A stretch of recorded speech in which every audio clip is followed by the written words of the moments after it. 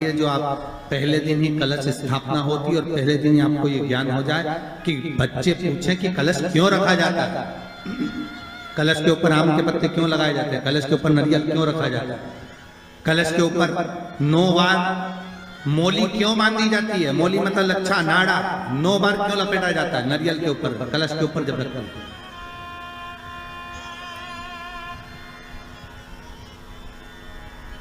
कलश के ऊपर जब जब श्रीफल रखाता है, नारियल रखाता है, तो उस पर 5 बार 7 बार मोली नहीं लपेटी जाएगी, तो 9 ही बार लपेटी जाएगी। 5 या 7 बार लपेटते हैं तो कहते हैं कि लक्ष्मी की छिन्नता होती है, और वो 9 बार लपेटी जाती है तो भरपूर लक्ष्मी का भंडार भरती है। क्यों क्यों कहते हैं?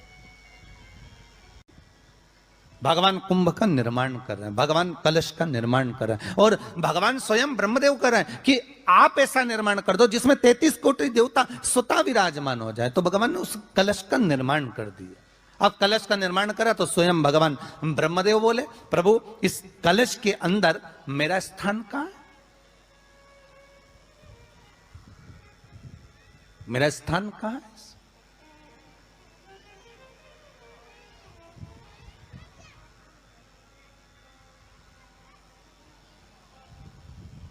बहुत ध्यान देना महाराज, कलश का जो मुख होता है उस मुख पर भगवान विष्णु का स्थान होता है। किसका स्थान है? भगवान विष्णु का। थोड़ा सा नीचे आओगे, जहां से कलश का मुख दबा हुआ होता है वह जगह भगवान स्वयं शिव की होती है। किसकी जगह है? भगवान शंकर की।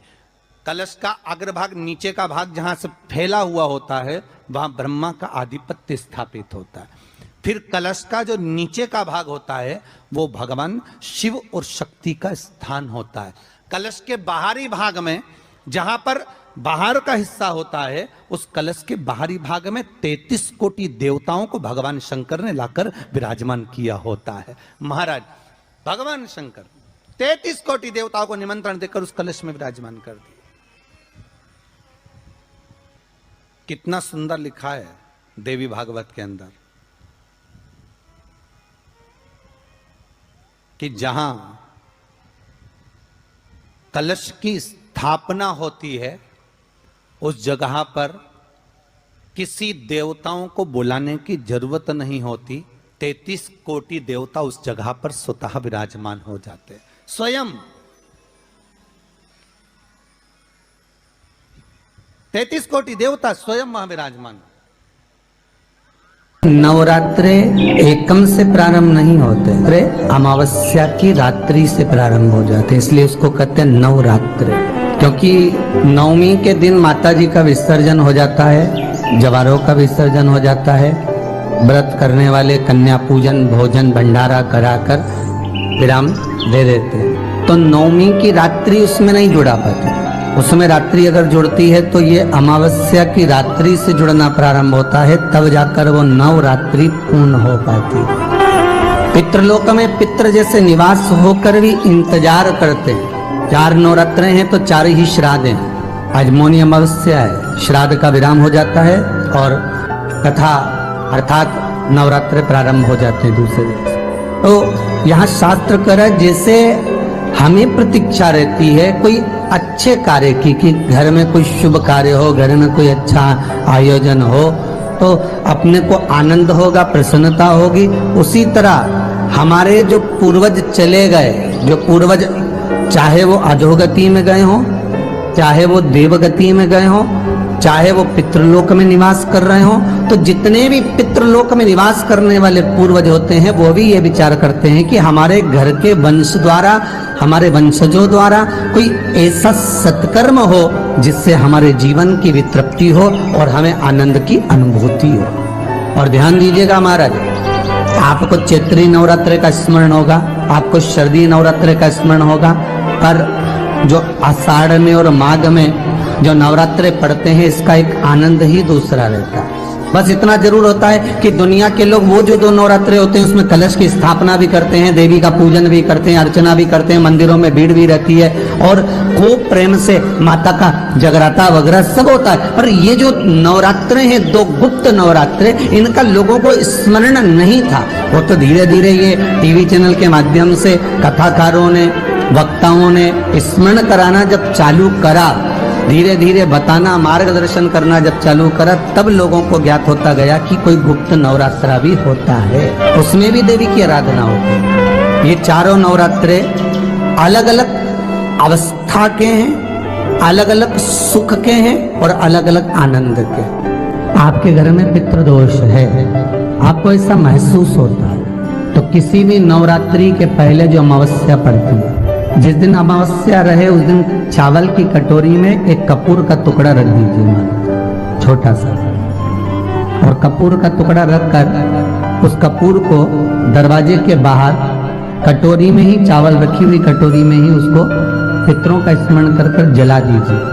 और जलाने के बाद उस चावल को कहीं भी किसी भी वृक्ष की छांव में पक्षियों के लिए डाल दीजिए। शिव महापुराण की कथा कहती है, अगर मान लो पितृ आपको कष्ट दे रहे हैं, पितृ आपको तकलीफ दे रहे हैं, कोई काम नहीं होने दे रहे हैं, या कहीं आपको ऐसा लगता है कि पितरों का दोष है, तो वो पितृ दोष देवी, अब ये जो आप करेंगे ये कब कर रहे हैं? अमावस्या के दिन आप उसको रख रहे हैं, अमावस्या के दिन उसको रखकर रात भर आपने रखा कपूर के साथ में, सुबह एकम पड़ गई, नवरात्रि लग गई, उसी दिन उसको जलाकर आपने पटक दिया। अर्थात उससे देवी और पितृ इन दोनों का आशीर्वाद जो प्राप्त होता है, तो घर में से पितृदोष समाप्त होकर लक्ष्मी की वृद्धि प्रारंभ हो जाती है, कार्य में सिद्धता आ जाती है।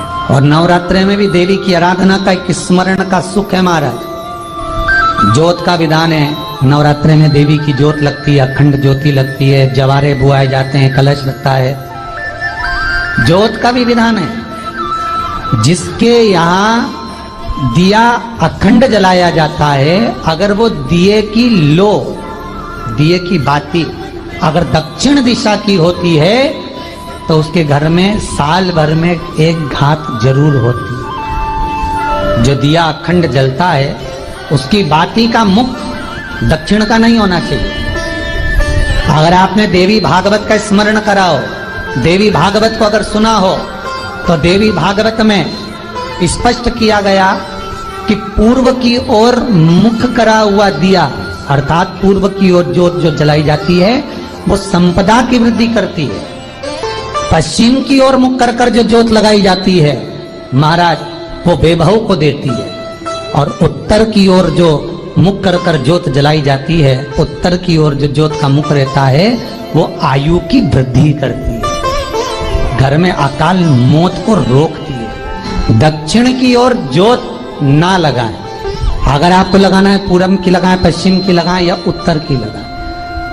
और जितने दिन महारानी जगदम्बा जगतधात्री दुर्गा भवानी चैत्र नवरात्रि में, शारदीय नवरात्रि में, आषाढ़ी नवरात्रि में, आदिकादिक पौष नवरात्रि में हम जगत जननी जगदम्बा की जब स्थापना करते हैं, या हम नूतन घर का प्रवेश करते हैं, या गणेश जी की स्थापना करते हैं, या कोई दुकान को प्रवेश करते हैं, या कोई शुभ कार्य करने के लिए अग्रण्य होते हैं, तो हम कलश की स्थापना क्यों करते? कलश के अंदर आखिर ऐसा क्या विराजमान है कि 33 कोटि देवता उस कलश के अंदर आकर बैठ जाते हैं? आप कोई यज्ञ करने जा रहे हो, आप कोई पोथी पुराण करने जा रहे हो, आप कोई अच्छा कार्य करने जा रहे हो, तो ब्राह्मण देवता कह देते कलश की स्थापना होगी, कलश की शोभा यात्रा निकलेगी, कलश यात्रा निकलेगी, कलश विराजमान होगा।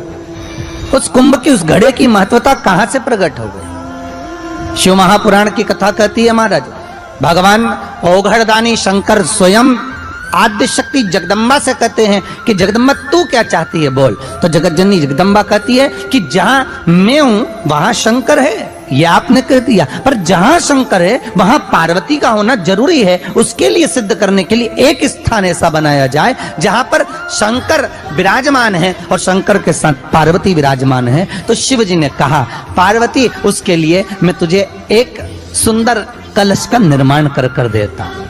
अष्टमी के दिन कन्याओं का भोजन कराओ या नवमी के दिन कन्याओं का भोजन कराओ, पर देवी भागवत तो कहती है देवी भागवत तो वर्णन करती है कि पहले नवरात्रे से लेकर नौमी तिथि तक जितने दिन देवी के होते हैं, प्रत्येक दिन में आप किसी भी दिन कन्याओं का भोजन करा सकते हो, पहली रात्रि से लेकर, पहला दिन से लेकर। पर 9वें दिन तो सवेरे पूजन करके, यज्ञ करके, अनुष्ठान करके देवी को विसर्जन कर दिया। फिर नवरात्रि पूर्ण कैसे हुई?